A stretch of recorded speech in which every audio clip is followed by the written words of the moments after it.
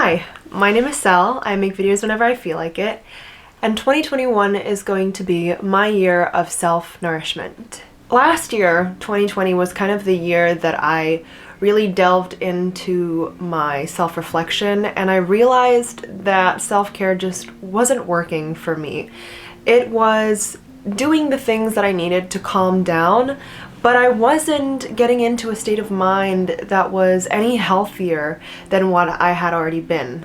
And our brains are just going a million times faster than my life, my body, my soul, my emotions, and my brain can actually handle. My state of being is always on overdrive, and I really wanted to ask myself why this is. I've realized that it all comes down to this self-care versus self-nourishment thing that I'm trying to tackle right now. So self-care, I would say, is putting a band-aid on capitalism's boo-boos. Self-care has been taught to us by the very system that created our brokenness and our tired bodies and our overdriven minds. And to me that's kind of fishy when the system that created this thing that is really hard for us is also giving us the solution to solve it. I don't buy that. Self-care is about giving yourself what you want. It's about allowing yourself to maybe binge that show without giving yourself any guilt. It's about meditation and being mindful so that when you do have your breaks outside of work, you are using it in such a way that allows you to be present in the moment. But self-care is not fixing the broken system. Self-care is just keeping you alive so that you'll keep doing the things that the capitalist system and that your work and that society's expectations of you need you to keep doing. Although self-care helps, and I think self-care can bring our bodies to a zero, it can relax us, it can help us with our anxiety, with our depression, I don't think that self-care heals us. I don't think that it undoes all these broken systems that allow us to essentially overwork ourselves and have it be normalized in our society. So my proposition to you is this: self-nourishment. To me, self-nourishment is about disentangling what society has taught me in order to rebuild a lifestyle that aligns with the life that I actually want to live. I am in pursuit of self-nourishment. I don't know what the solution is. I am a very young person with very, very limited life experience. Even with the very limited experience I have being in this system, I feel like I've been in it for an eternity. I feel like my whole life has just been about work. I feel like even when I don't have a job, I am doing a certain type of work in order to solidify my spot or my skills to get that job that I want, or that society has taught me that I want. I'm only in my 20s and I'm already tired of constantly running in this hamster wheel.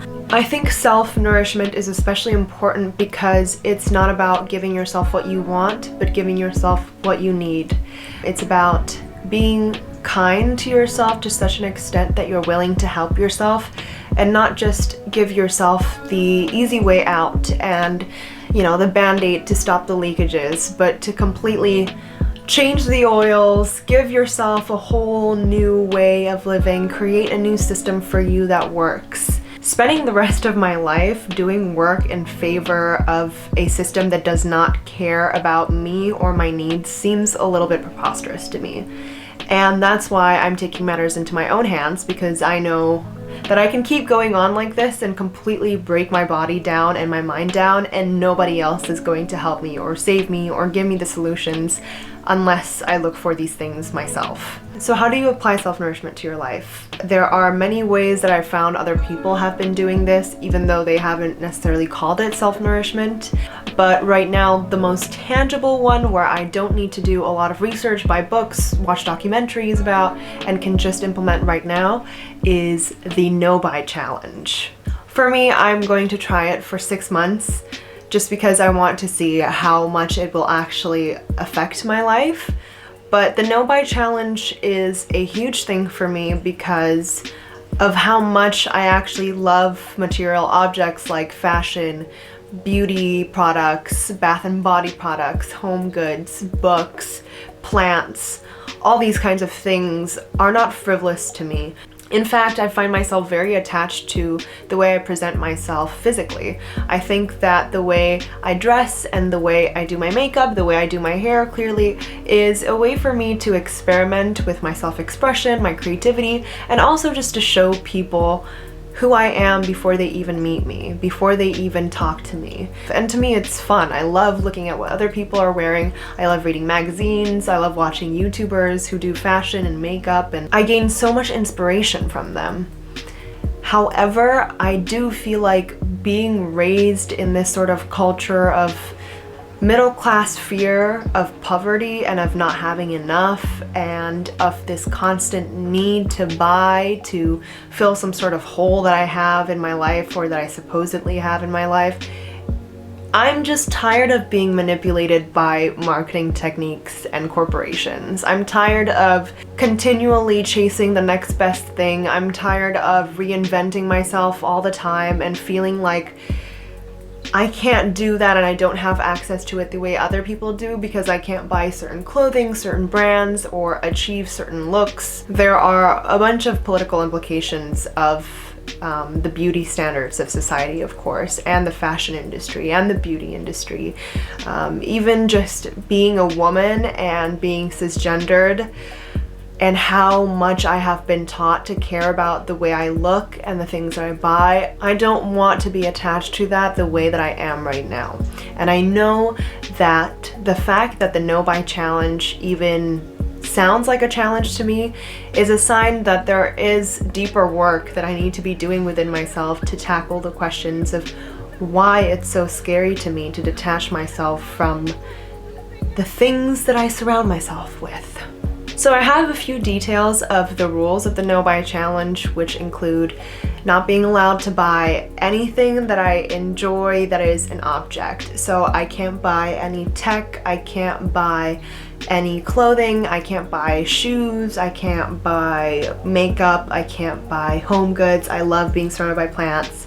I can't buy posters, art, anything like that, but I am allowed to buy services. So if I wanted to get my hair cut, if I wanted to go to the movies, if I wanted to travel. I also know that if things get a little bit better, I would like to travel, and if I feel like I need to buy something because it will remind me of that place, it will have to replace something else that I already have at home. So for instance, if I go to a thrift shop in a different country and I see a skirt that I like, I am allowed to buy it if that means I'm going to get rid of another skirt that I have at home. So in that way, I will fully reevaluate whether or not the thing that I want to buy is actually giving me the same amount of joy that the things I already have do. I'm allowed to buy necessities like shampoo or body wash or body lotion, but only if everything in my home has completely finished. So that means I don't have a single drop of any kind of body cream to use anymore. Then I can replace the one that I want. There is, of course, so much to say about what this could potentially do for me.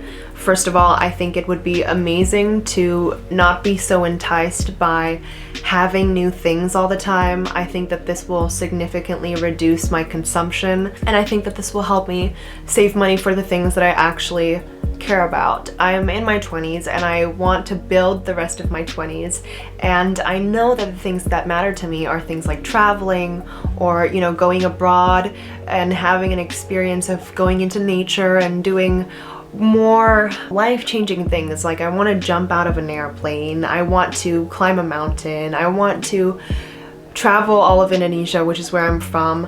But if I keep spending, you know, 50 euros, 60 euros every time I feel like I'm allowed to treat myself, I would like to rather save that money and really question myself every time I have the need to buy something. Like, why am I preferring to spend money on this cheap thrill of having the rush of having something rather than saving that money for, you know, living out the rest of my 20s the way I want to for a long-term haul?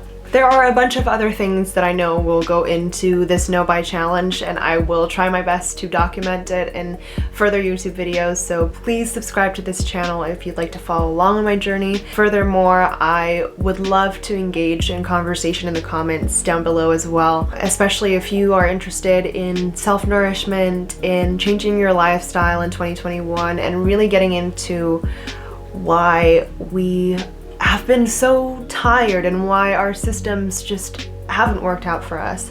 I think it's time now, especially in light of everything that has happened in 2020, to question whether or not the systems that we're a part of, the governments, the corporations that we're loyal to, actually care about our well-being and what we need to do the caring, because they won't. With that being said, thank you so much for watching this video. Please give it a like if you did enjoy it, and share it with a friend. Maybe discuss this self-nourishment topic with some people if you're interested, and I'll see you in the next one.